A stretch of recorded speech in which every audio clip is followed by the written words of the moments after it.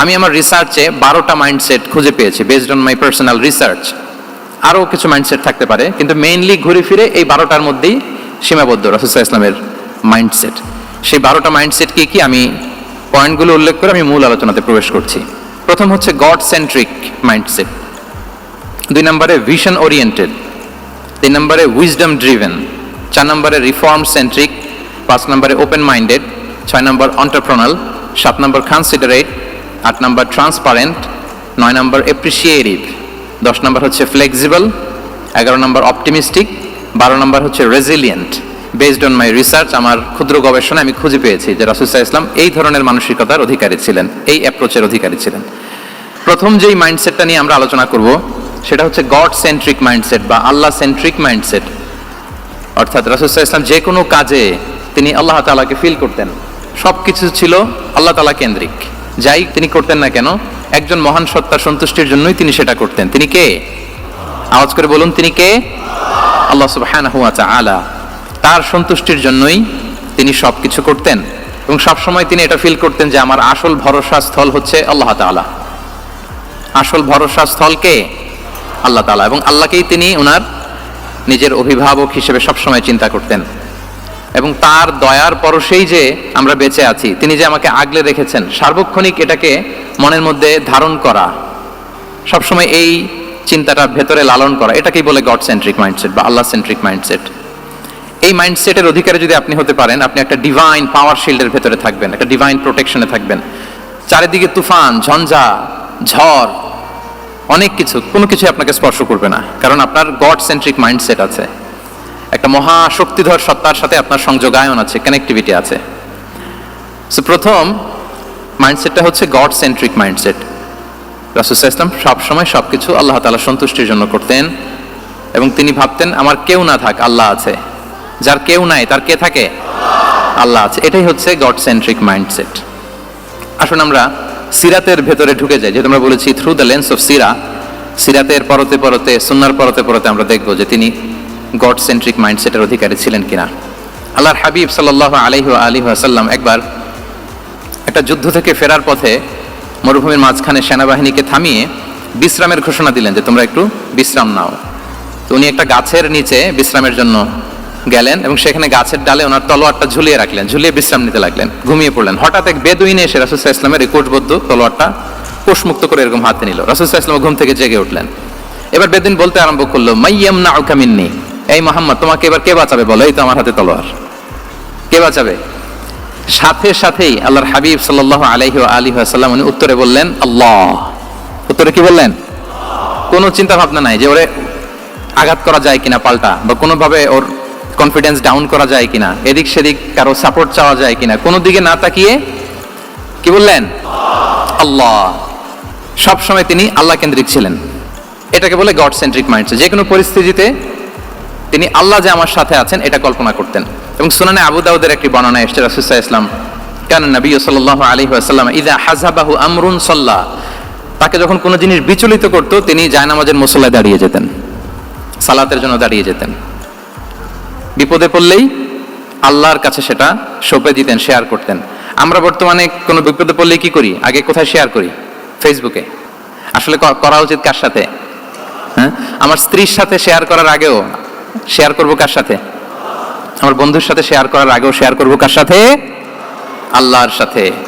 আমরা যদি হিজরতের ঘটনাটাকে একটু অ্যানালাইজ করি তাহলে দেখবো যে গারে সাউরে যখন আল্লাহ রাসূল সাল্লাল্লাহু আলাইহি ওয়াসাল্লাম এবং আবু বকর রাদিয়াল্লাহু তাআলা আনহু ওনারা আশ্রয় নিয়েছিলেন রাত্রিবেলায়, কুরাইশরা যখন খুঁজতেছিল, আবু বকর রাদিয়াল্লাহু তাআলা আনহু বলেন যে কুরাইশদের পা দেখা যাচ্ছে, ওরা যে হেঁটে যাচ্ছে, একটু উকি মারলে আমাদেরকে দেখা যায়। তিনি অত্যন্ত ভীত সন্ত্রস্ত, তটস্থ, নিজের জন্য নয়, রাসূল সাল্লাল্লাহু আলাইহি ওয়াসাল্লামের সেফটির জন্য। রাসূল সাল্লাল্লাহু আলাইহি ওয়াসাল্লাম আবু বকর রাদিয়াল্লাহু তাআলা আনহুকে বলেন যে আবু বকর চিন্তা করো না, লা তাহজান ইন্নাল্লাহা মা'ানা, আবু বকর চিন্তা করো না, আল্লাহ আমাদের সাথে আছেন। সুবহানাল্লাহ। আমাদের সাথে কে আছেন? আল্লাহ আমাদের সাথে আছেন। এটা হচ্ছে গড সেন্ট্রিক মাইন্ডসেটের উদাহরণ। আপনার মনকে বুঝাতে হবে যে আল্লাহ আমার সাথে আছে। মনকে তুমি বুঝিয়ে বলো আল্লাহ আছে আমার সাথে। এই বাক্যটা মুখস্থ করা যাবে? মনকে তুমি বুঝিয়ে বলো আল্লাহ আছেন আমার সাথে। আপনার পুরো জীবনের সব কাজের সাথে যদি এই বাক্যটাকে মিলিয়ে ফেলতে পারেন দেখবেন যে কোনো কিছুই আপনার ক্ষতি করতে পারতেছে না। এটাকে বলে গড সেন্ট্রিক মাইন্ডসেট। আল্লাহ আমার সাথে আছেন, কেউ নাই কিন্তু আল্লাহ তাআলা আমার সাথে আছেন। এবং গড সেন্ট্রিক মাইন্ডসেটের সবচেয়ে বড় সুবিধা হচ্ছে আপনার মনে কখনো হতাশা কাজ করবে না, হতাশা বাঁধবে না, কারণ আপনার সাথে এক মহাশক্তিধরের কানেক্টিভিটি আছে। তিনি কে বলুন তো আওয়াজ করে? তিনি আল্লাহ। হতাশা আসবে না। এই যে আমাদের জাতীয় জীবনের এখন সবচাইতে বড় বড় সমস্যাগুলোর যদি আমরা লিস্ট করি, একটা বড় সমস্যা হচ্ছে ডিপ্রেশন, তাই না? আমরা ডিপ্রেশনে ভুগি না? আপনাদের ডিপ্রেশন হয় কখনো? আচ্ছা, ডিপ্রেশন কাকে বলে আগে বলে। ডিপ্রেশন হচ্ছে আপনার আর আপনার রবের মাঝে যে দূরত্ব, এটার নাম ডিপ্রেশন। আই রিপিট, আমার আর আমার রবের মাঝে যে গ্যাপ, আমাদের সম্পর্কের যে দূরত্ব, এটার নাম কি? ডিপ্রেশন। আপনি যত আল্লাহর সাথে সম্পর্ক জোরদার করতে পারবেন, ডিপ্রেশন আপনার থেকে দৌড়ে পালাবে। এজন্য আমাদের বিশ্বাসীদের জীবনে কোনো ডিপ্রেশন নাই। আছে? আমাদের ডিকশনারিতে কোনো ডিপ্রেশন আছে বলেন তো? আমাদের সাথে আল্লাহর সম্পর্ক কেমন বলেন? মজবুত?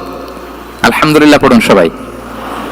তাহলে ডিপ্রেশন হচ্ছে আপনার আর আপনার রবের মাঝে যে দূরত্ব, এই দূরত্ব দূর করে দেন, ডিপ্রেশন আপনিই পালাবে।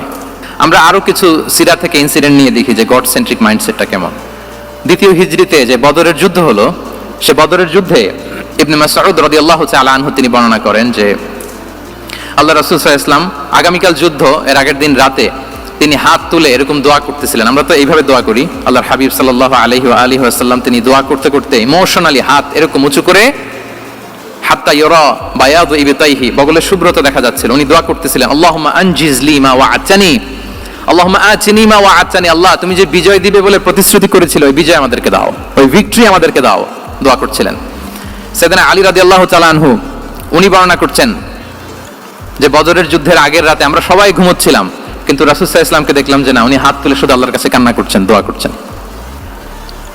আবু বকর রাদিয়াল্লাহু তাআলা আনহু উনি বলেন যে আমি যে দেখলাম যে তিনি ফজর পর্যন্ত দোয়া চালিয়েই যাচ্ছিলেন, দোয়া চালিয়েই যাচ্ছিলেন, দোয়া কন্টিনিউ করছিলেন তিনি। এবং দোয়া করতে করতে রাসূল সাল্লাল্লাহু আলাইহি ওয়াসাল্লাম এতটাই ইমোশনাল হয়ে গেলেন যে ওনার গায়ের চাদরটা নিচে পড়ে গেল। আবু বকর রাদিয়াল্লাহু তাআলা আনহু যে বলেন ইয়া নবী আল্লাহ কাফাকা মুনাশাদাতুকা রাব্বাক ফাইন্নাহু সায়ুনজিজু লাকা মা ওয়া'আদাক, হে নবী যথেষ্ট, এনাফ ইজ এনাফ, অনেক হয়েছে নবী, আন্না, আর কাঁদতে হবে না, আপনার রব আপনাকে ভিক্টরি বা বিজয় দান করবে ইনশাআল্লাহ। তাহলে দেখেন, যুদ্ধের আগের রাতে সেনাপ্রধান কি করে? এই কৌশল ওই কৌশল, কোন দিক দিয়ে অ্যাটাক করা যাবে, ওয়ার স্ট্র্যাটেজি ঠিক করে, তার সাথে যারা আছে তাদের সাথে পরামর্শ করে। কিন্তু রাসূল সাল্লাল্লাহু আলাইহি ওয়াসাল্লাম সব কিছু সেট করে দিয়ে কার সাথে কানেক্টিভিটি করেছেন বলুন তো? আল্লাহর সাথে। This is called God centric mindset, Allah centric mindset. আমার হৃদয়টা সবসময় কার সাথে জুড়ে থাকবে? আল্লাহর সাথে, কারণ উনি ছাড়া আমার কোনো ঠিকানাই নাই। তাহলে এই মেন্টালিটি যদি আমরা ধারণ করতে পারি, এটাকে বলে গড সেন্ট্রিক মাইন্ডসেট। তাহলে রাসূলুল্লাহ সাল্লাল্লাহু আলাইহি ওয়াসাল্লামের যে 12টা মাইন্ডসেটের কথা আমরা বলেছি, তার প্রথমটা হচ্ছে গড সেন্ট্রিক। আল্লাহ তাআলা আমাদেরকে গড সেন্ট্রিক মাইন্ডসেট দান করুক। আমরা যে কোনো পরিস্থিতিতে যেভাবেই থাকি না কেন, আমরা বিপদে আপদে সবসময় ভরসা রাখবো কার উপর? এটাই হচ্ছে গড সেন্ট্রিক বা আল্লাহ সেন্ট্রিক মাইন্ডসেট। আচ্ছা, 2 নাম্বার মাইন্ডসেট হচ্ছে ভিশন ওরিয়েন্টেড মাইন্ডসেট।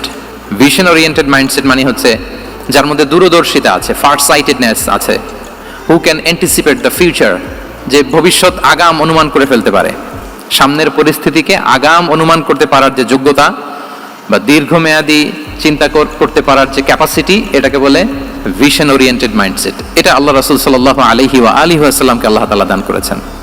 উনি ভবিষ্যৎকে আগাম বুঝতে পারতেন, আগাম অনুমান করতে পারতেন, এবং সে অনুযায়ী তিনি স্ট্র্যাটেজি, প্ল্যান, পরিকল্পনা এটা তিনি সাজাতে পারতেন। এটাকে বলে ভিশন ওরিয়েন্টেড মাইন্ডসেট। এবার আসুন আমরা সিরাতের কিছু ইনসিডেন্টকে সামনে নিয়ে আসি যে তিনি কিরকম ভিশন ওরিয়েন্টেড মাইন্ডসেটের অধিকারী ছিলেন। আমরা সবাই হুদাইবিয়ার ঘটনা জানি না?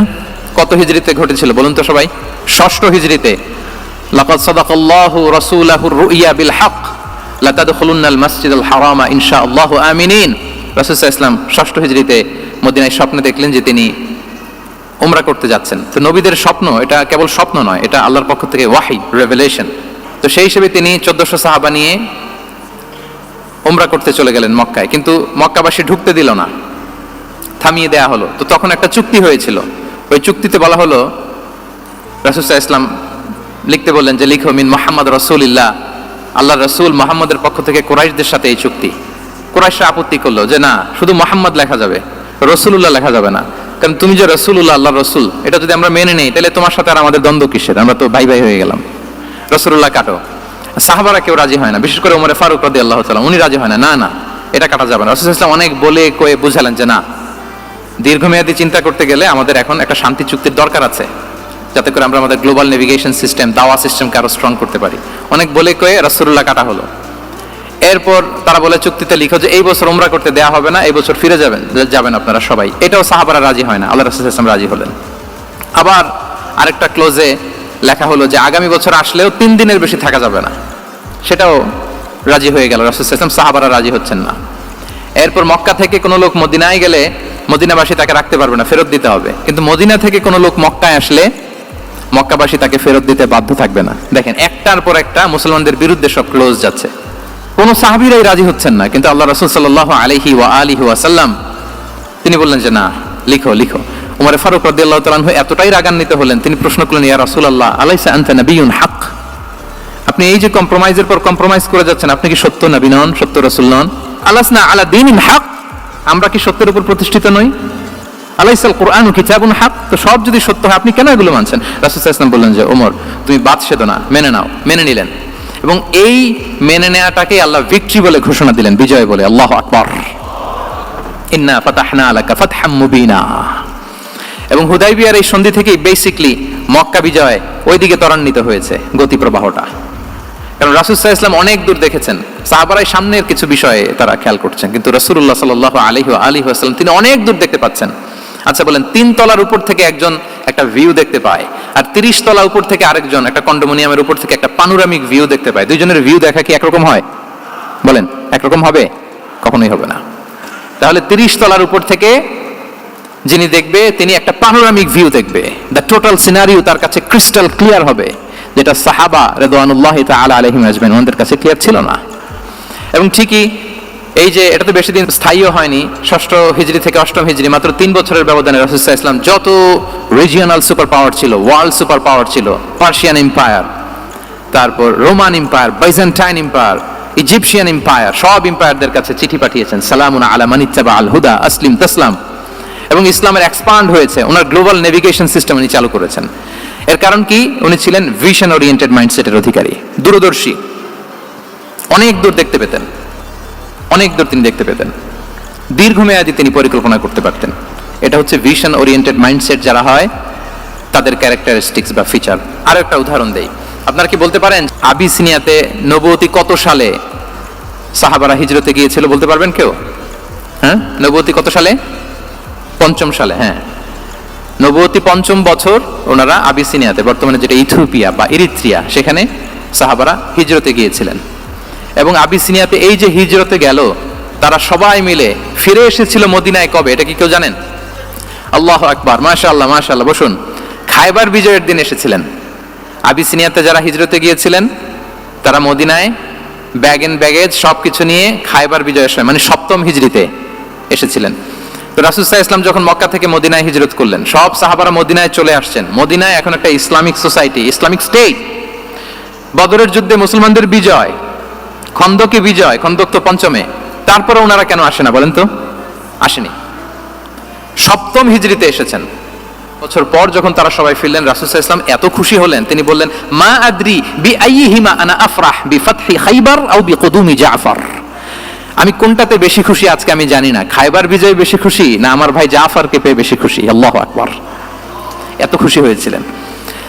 তো এখন এমনিতে মনে প্রশ্ন জাগে যে রাসূল সাল্লাল্লাহু আলাইহি ওয়াসাল্লাম যখন মদিনায় চলে আসলেন, কোরআনের আয়াতগুলো নাজিল হয়, সালাত ফরজ হলো, যাকাত আসলো, সব হলো, একটার পর একটা হচ্ছে, ইসলামিক স্টেট, তো ওনারাই কেন আবিসিনিয়াতে পড়ে আছেন? প্রশ্ন জাগে না?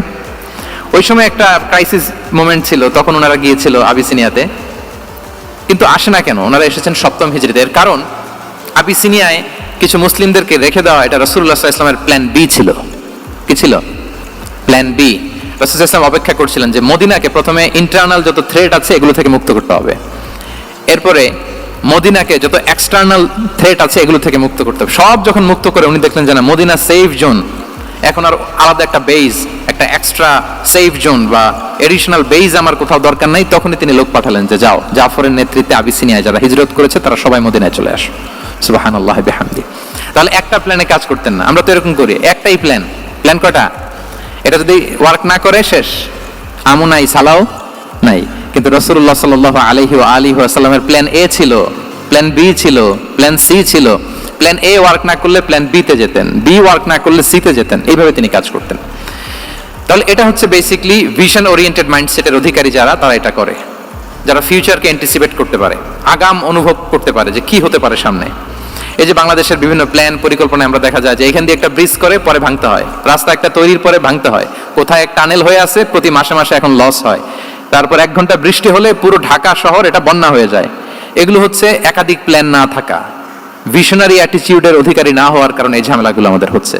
তো প্রফিটিক সিরার এই প্রফিটিক মাইন্ডসেট থেকে আমাদের নেয়ার বিষয় হচ্ছে এটা যে আমাদেরকে ভিশনারি অ্যাটিটিউডের হতে হবে। রাসূল সাল্লাল্লাহু আলাইহি ওয়াসাল্লাম ভিশন ওরিয়েন্টেড মেন্টালিটির ছিলেন।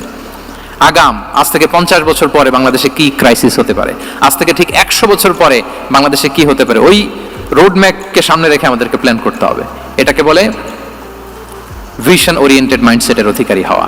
3 নাম্বার হচ্ছে উইজডম ড্রিভেন মাইন্ডসেট। উইজডম মানে হচ্ছে প্রজ্ঞা। প্রজ্ঞা কি? জ্ঞান আর কমন সেন্স দুইটা একসাথে হইলে ওটারে প্রজ্ঞা বলে। When the knowledge and common sense join together, it reflects as wisdom. আপনার জ্ঞান এবং আপনার কমন সেন্স একসাথে হইলে ওটা উইজডম হয়ে যায়। রাসূল সাল্লাল্লাহু আলাইহি ওয়াসাল্লাম ছিলেন প্রজ্ঞায় সমৃদ্ধ এক মননের অধিকারী। ওনার সব কিছুতেই প্রজ্ঞা ছিল।